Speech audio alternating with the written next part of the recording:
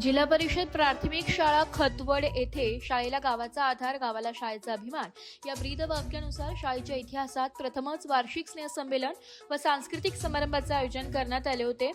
सदर सोहळा मोठ्या उत्साहात पार पडलाय. कार्यक्रमाची सुरुवात दीप प्रज्वलन व स्वागत गीताने करण्यात आली.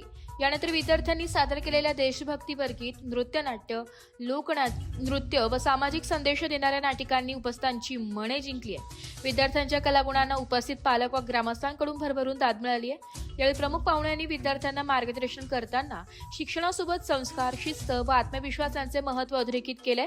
ग्रामीण भागातील शाळा घडविण्यात पालक, ग्रामपंचायत व शिक्षकांचा मोलाचा वाटा असल्याचं त्यांनी नमूद केलं.